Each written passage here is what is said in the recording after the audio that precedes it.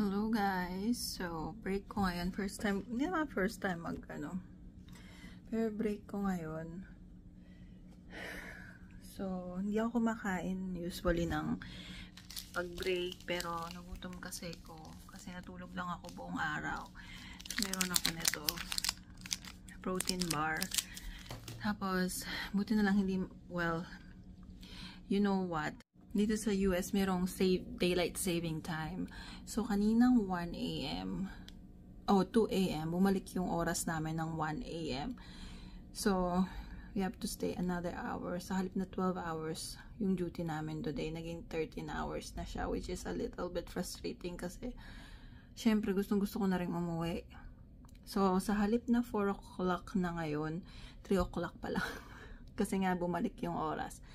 Anyway, so, kita-kits na lang mamaya. May pupuntahan kami kasi off ko. 1 day lang naman. Pero, one day off. Pero, you know, syempre, travel ulit. Travel para hindi palaging stress. Hey guys, so, pauwi na ako. Technically, kung hindi nila inatras yung oras, 8:30 na. Pero dahil inatras nila, 7:30 pa lang. So, maliwanag na. Dapat madilim pa. Kaso, inibangay nila yung oras. Hinatid ko yung isa kong Hindi ko hinatid. Sinamahan ko yung isa kong kasama. Pinakita niya sa akin kung saan siya nagpa-park. Kasi sabi niya yung parking daw niya dito, mas malapit daw kaysa sa parking sa parking sa kabila. Ayan guys. Ayan. Pag weekend talaga, walang masyadong tao.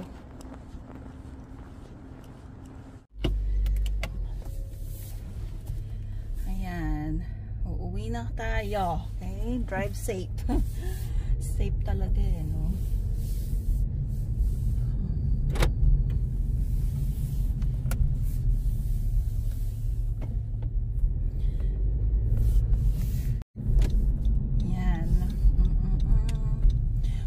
Kinabit na nila yung mga yung mga pang Christmas na lights.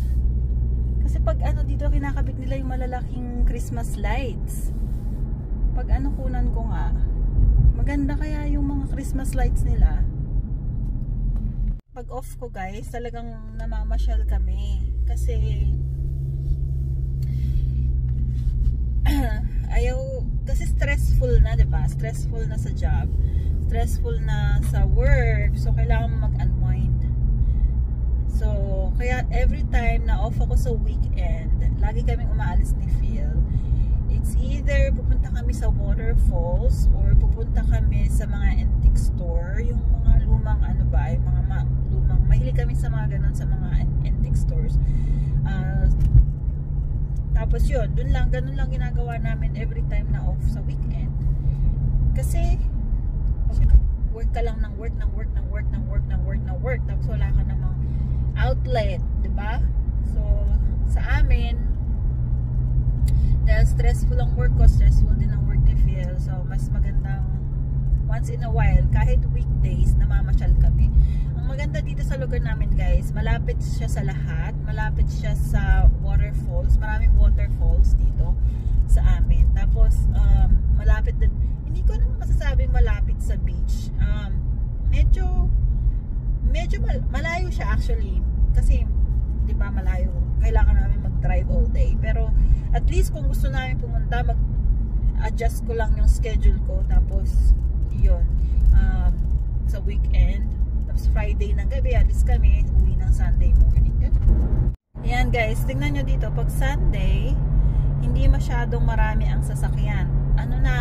Technically is 8:40 AM, pero dahil nga 7:40 AM. Ganyan ang 7:40 AM dito. Walang masyadong tao. Diba? Ayan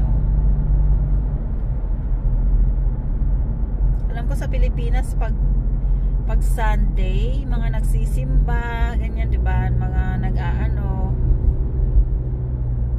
naglalakad, nagja-jogging.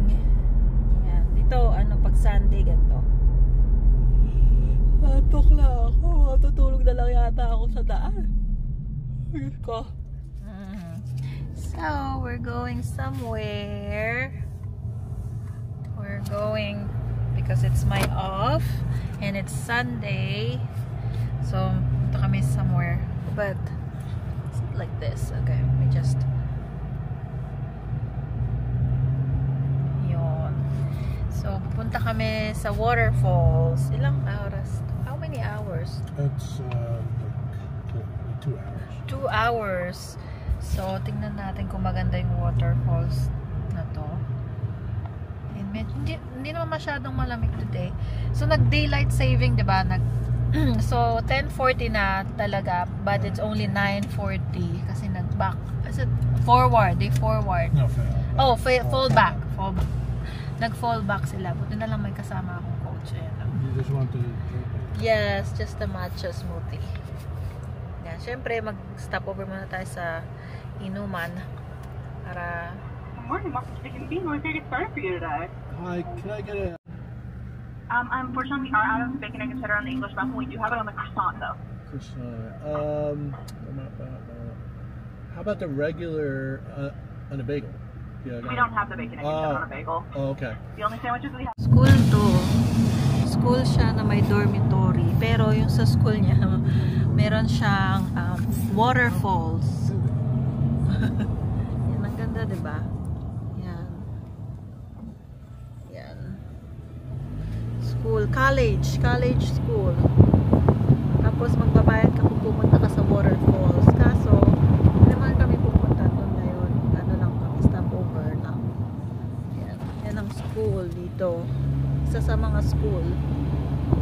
Pero maganda din dito kasi may dormitory. So they have dormitory, ha? Probably this is the dormitory. Yeah. So campus. Ayan.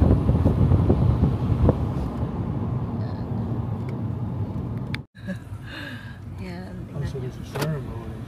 Ah. Yan. Ang ganda kung ganito. Parang nakakaindahan yung mag-aral.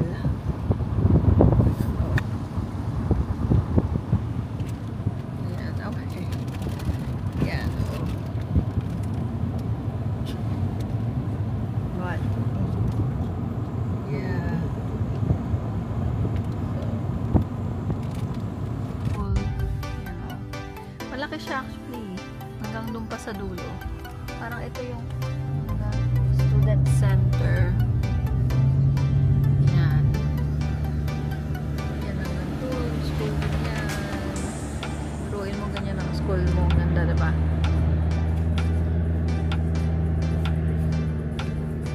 Yan. Ayan. Stop. Yan. Hanggang doon. I think they have different buildings, right? Because it's all the way over there. Yan. Ganda. Yan. Tapos yung waterfalls nasa loob. Kanina pa kami nagda-drive dito. Walang sasakyan. Ay, meron na pala. Pero kanina walang sasakyan, kami lang. Kaya parang sabi namin, bakit parang walang katao-tao? Puro mga church. Ayan, oh. Parang maliit na town lang siya. Ayan, oh. It's like a small town with small houses and a farm. Oh, ito. May maliit. Pagkasabi ko, there's houses. There's nice houses. Or apartment. Oh. May farm. Mostly farmhouses. May mga horse sila. I think I live here if I want to. Maybe I can live here if I'm not working and there's no kids. I don't even know where the school is. Mostly farms, right?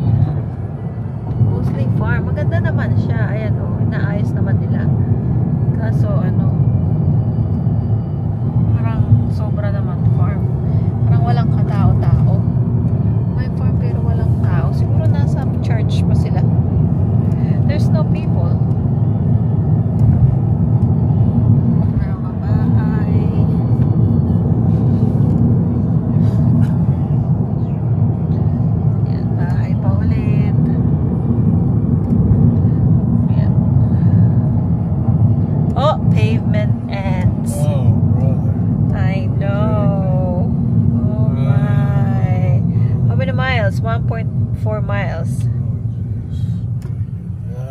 okay. Ooh. Lagi na lang ganito. It's okay.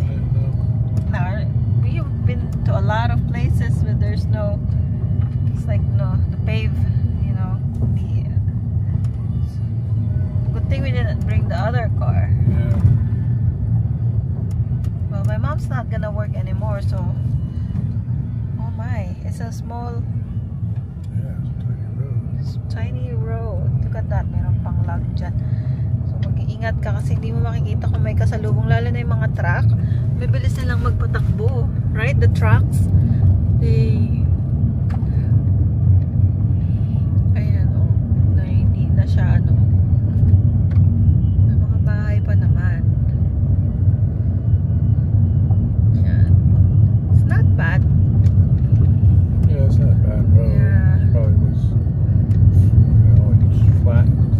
Yeah. So, fine.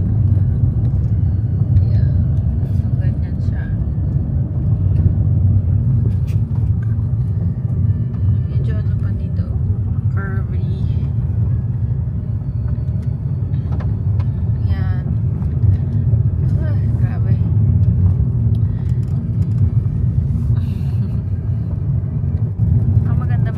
Magandang maglakad-lakad sa umaga dito, parang presko yung hangin.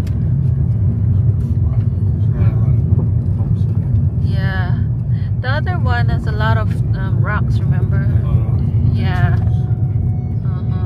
This one is just like straight, like flat, but lots of tiny rocks.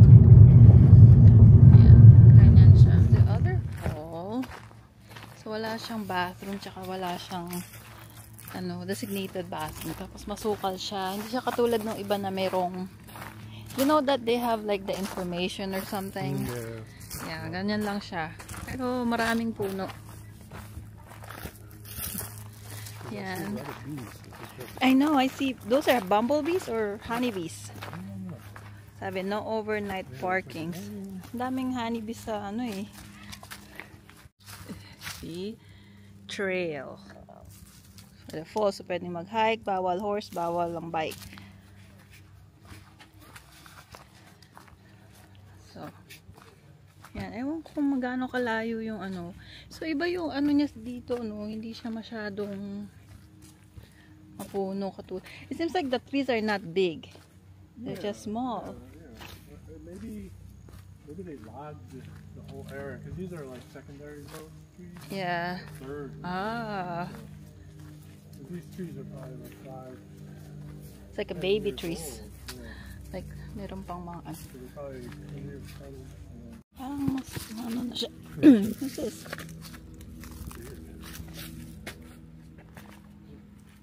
Ayaw matanggal.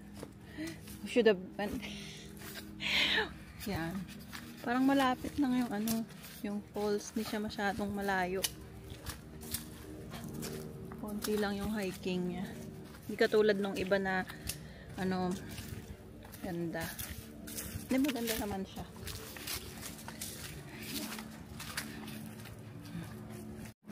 Ayan, ganyan lang kapag ano guys, steep ang daan, dahan-dahan. Okay, hindi mahirap yung ano niya, yung hike niya, so pwede na. Ayan, ang tataas ng mga dahon ay ng mga puno, mag-relax. Ayan.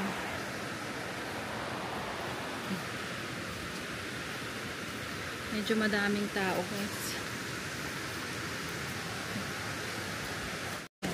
May hagdan naman siya. Medyo paved naman pala siya. Ayan o. Ito na ba yun? Ayan, ang waterfalls. Ayan. Guys, ang ganda ng puno na yun oh. Ang ganda talaga ng nature. I said nature is so nice. Hold on, baby. Ayan. Ganda din maglakad-lakad. Para siyang, it's like a forest. The typical South Carolina trail going to a fall. Ang suot ko lang dito is sandal lang. Pwede na.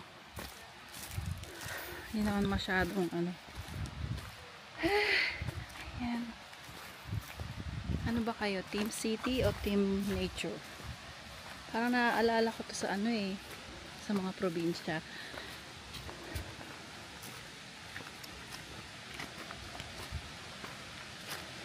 Yan.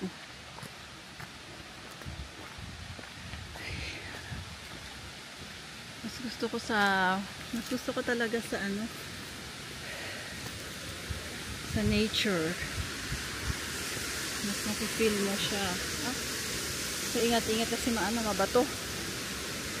Mahirap to mamaya pagbalik. Ayun na yung falls. Ayan na. Beautiful. Oh, there's other overlook.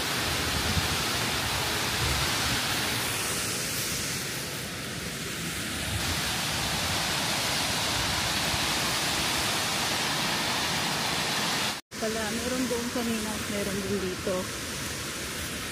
Wow. Ingat. Madulas maybe it's slippery here when it's if it's raining, you know. This one's like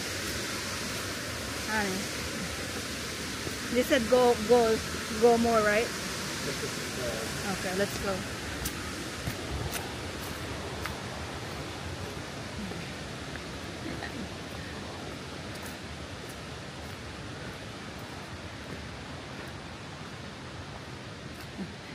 Go pa daw.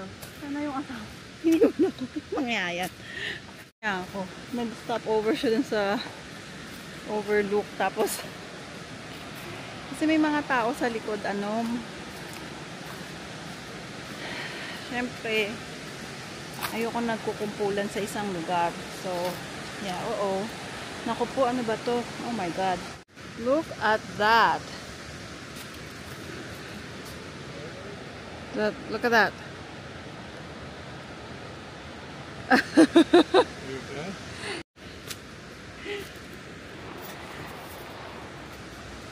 Medyo ba na kailangan gumamit ka ng ladder, so sige pa, malapit na.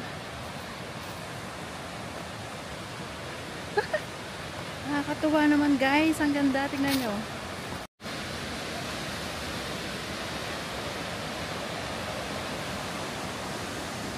It is beautiful. It's nice, isn't it? It's like a big rock formation.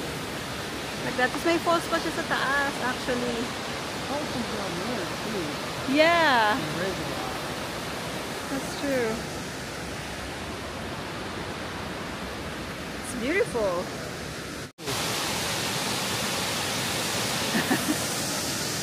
Ang ganda, oh. The sky's so blue. I know. Balik na kami, medyo steep lang, medyo mahirap lang yung pabalik kasi pataas, yung kanina pababa. Yan lang ang aking meeting day off, 1 day off lang. Pero yun, para pampaalis burnt out sa work. Kami sa sasakyan. Maganda yung falls na to. Hindi malayo yung hike niya, yung Orange Trail. Tapos, hindi lang siya marked kung saan yung falls or kung anong falls, ganun. Pero yung may hagdan siya, tsaka alam mo yun, hindi siya yung lubak-lubak na ano ka sa yung hirap kang maglakad. So pwede, meron nga kami nakita maliit na bata kasama nila eh. So yan, pauwi na kami. Yan lang, medyo malayo sa bahay pero tignan nyo, mayroon kaming souvenir na dinala. Moss. Hey guys, lalagay sa moss, lalagay niya sa tank niya daw, sa snake tank.